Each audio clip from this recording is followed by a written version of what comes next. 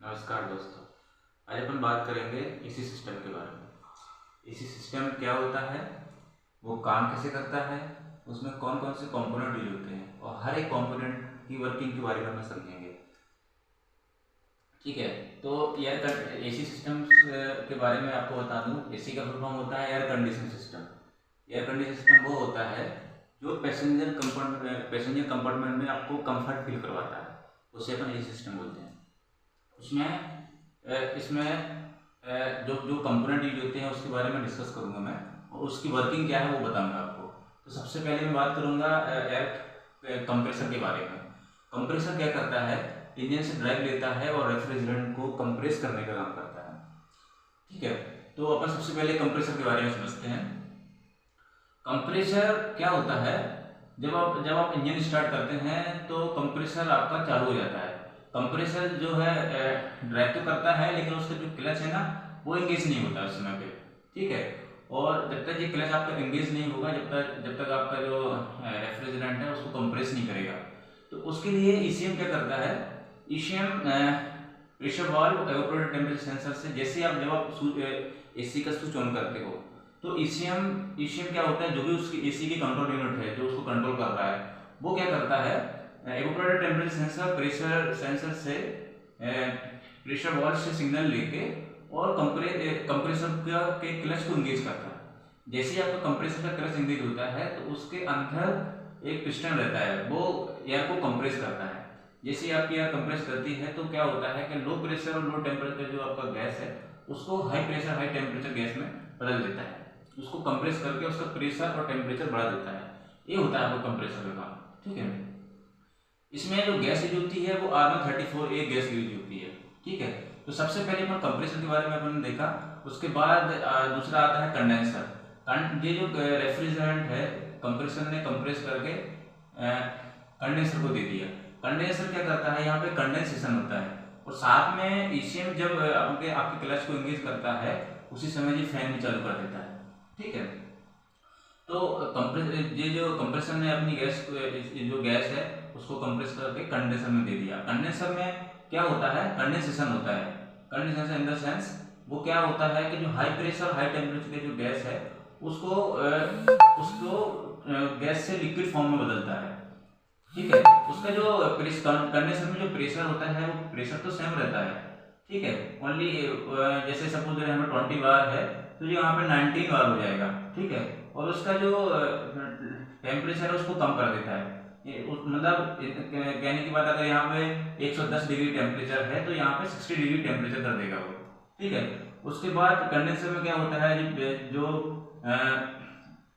Refrigerant है वो liquid form में आ जाता है। जैसे ये लिक्विड फॉर्म का जो रेफ्रिजरेंट है ये यहाँ पे जाता है डिहाइड्रेटर में। ठीक है, डिहाइड्रेटर का काम क्या रहता है, डिहाइड्रेटर ओनली क्लीनिंग का काम करता है। ये रेफ्रिजरेंट जो है उसको क्लीन करता है, और अगर उसमें कुछ मॉइस्चर है तो उसको भी ऑब्जर्व कर लेता है। उसके बाद जो आपका रेफ्रिजरेंट जाता है एक्सपेंसर बॉल में। एक्सपेंसर बॉल में जब ये कंडेंसर से कंप्रेसर से कंडेंसर में आता है तो हाई प्रेशर और लो टेम्परेचर लिक्विड के फॉर्म में आ जाता है। तो जैसे ये लिक्विड जब एक्सपेंशन बॉल में जाता है तो एक्सपेंशन बॉल में क्या होता है, वॉल्यूम कम हो जाता है और उसका प्रेशर वही रहता है। प्रेशर से कोई चीज स्पार्किंग की जाती है तो वो रेफ्रिजरेंट जो होता है बहुत ज़्यादा ठंडा हो जाता है। ठीक है, एक्सपांशन होता है यहाँ पे, तो जो आपका रेफ्रिजरेंट जो पूरी तरह से लो टेम्परेचर और लो प्रेशर में जाता है, इसका जो टेम्परेचर -1 डिग्री टेम्परेचर तक पहुँच सकता है। ठीक है, उसके बाद क्या होता है, ये जो लिक्विड है ये जाता है अपना एवापोरेटर में। एवापोरेटर क्या होता है, हीट एक्सचेंजर का काम करता है।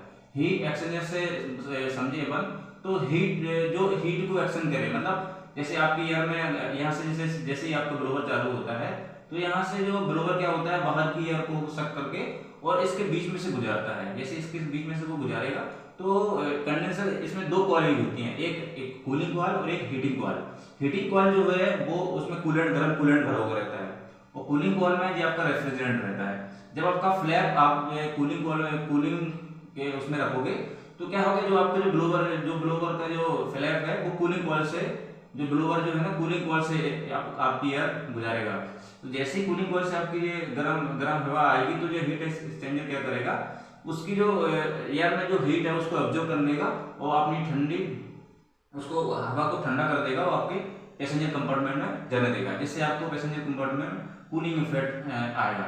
और जब आप हीटिंग कॉइल पे जब आप फ्लैप को हीटर पे चलाते हो तो क्या होता है, कूलिंग कॉइल वाला जो फ्लैप होता है वो बंद हो जाता है और हीटर कॉइल का फ्लैप जो होता है चालू हो जाता है, जिससे आपकी बाहर की ठंडी एयर हीटिंग कॉइल से गुजरती है और वो जो आपकी हवा में जो ठंडक है, जो नमी है, उसको ऑब्जर्व करके और हीट को अंदर जाने देता है, जिससे आपके पैसेंजर में हीट गर्म हवा मिलती है।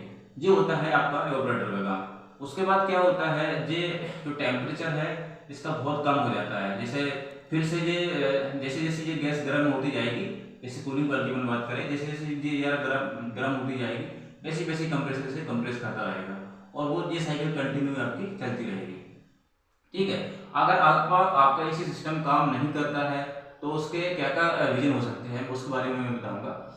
सबसे पहले अगर आपका एसी काम नहीं कर रहा है तो सबसे पहले अपन को देखना है कि उसमें आपकी जो सर्किट है उसमें गैस है या नहीं है। अगर आपके सर्किट में गैस नहीं है तो भी आपका एसी काम नहीं करेगा। दूसरा, अगर आपको देखना है अगर आपके सर्किट में एसी गैस है तो आपको देखना है कि एवापोरेटर टेम्परेचर सेंसर और प्रेशर वाल्व खराब तो नहीं हो गया है जी। अगर एवापोरेटर टेम्परेचर सेंसर के बारे में बात करूं तो ये एक सेंसर रहता है जो इसे को सिग्नल देता है कि कूलिंग कॉइल में क्या टेम्परेचर है, क्योंकि अगर इसका टेम्परेचर माइनस में पहुंच जाएगा तो यहाँ पर आइस जम जाएगी, यहाँ पे बर्फ जम जाएगी, जिससे आपका उस समय अगर कंप्रेसर चालू हो जाएगा तो ये आपका कंप्रेसर खराब होने के चांसेस रहते हैं। ठीक है, तो क्या होगा कि जो ईसीएम है एवापोरेटर टेम्परेचर सेंसर और प्रेशर वाल्व से सिग्नल लेता रहता है और अपने कंप्रेसर को कब चालू करना है कब बंद करना है वो अपने हिसाब से करता रहता है। ठीक है, अगर आपका कंप्रेसर खराब हो गया तो भी आपका एसी काम नहीं करेगा। ठीक है, अगर आपके इसमें कोई प्रेशर वाल्व है या एवापोरेटर टेम्परेचर सेंसर है खराब हो जाएगा तब भी आपका एसी काम नहीं करेगा।